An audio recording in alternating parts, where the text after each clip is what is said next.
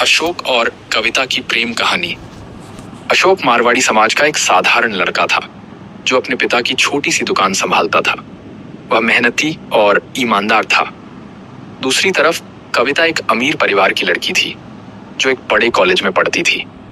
वह एक खुले विचारों वाली लड़की थी, अपने सपनों को पूरा करना चाहती थी। अशोक और कविता का समाज अलग था, लेकिन उनकी भावनाएं एक जैसी थीं। पहली मुलाकात और प्यार। एक दिन मंदिर में अशोक और कविता की मुलाकात हुई। कविता वहां पूजा करने आई थी, लेकिन अचानक बारिश शुरू हो गई। वह बाहर खड़ी सोच रही थी कि घर कैसे जाए। अशोक ने उसे छतरी दी और कहा, अगर चाहो तो मैं तुम्हें छोड़ सकता हूं। कविता पहले झिझकी, लेकिन फिर मान गई। धीरे धीरे उनकी मुलाकातें बढ़ने लगीं और दोस्ती हो गई। वे घंटों बातें करते, हंसते और एक दूसरे को समझने लगे। यह दोस्ती कब प्यार में बदल चला। समाज की रुकावटें। जब कविता के परिवार को उनके रिश्ते का पता चला तो वे बहुत नाराज हुए। कविता की मां ने उसे डांटा और कहा, हमारी बिरादरी में ऐसा नहीं होता। वह लड़का हमारी जाति का नहीं है, तुम यह सब भूल जाओ। अशोक के परिवार को भी धमकियां मिलने लगीं। उसके रिश्तेदारों ने कहा, अपनी जाति के बाहर शादी करके हमें बदनाम मत करो।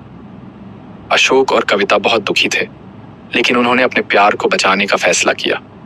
भागने का फैसला। एक रात कविता ने अपने घर से भागने का फैसला किया।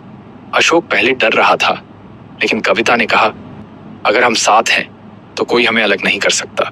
दोनों ने एक मंदिर में शादी कर ली और सोचा कि अब सब ठीक हो जाएगा, लेकिन उनके परिवारों ने पुलिस में शिकायत कर दी। दुखद अंत हिंदी।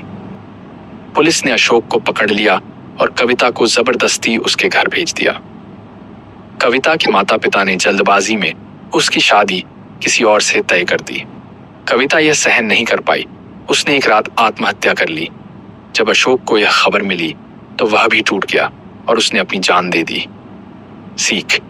यह कहानी हमें सिखाती है कि समाज की पाबंदी आज भी प्यार पर हावी है। अगर परिवार समझदारी दिखाए और बच्चों की खुशी को महत्व दे तो कई जिंदगियां बच सकती हैं।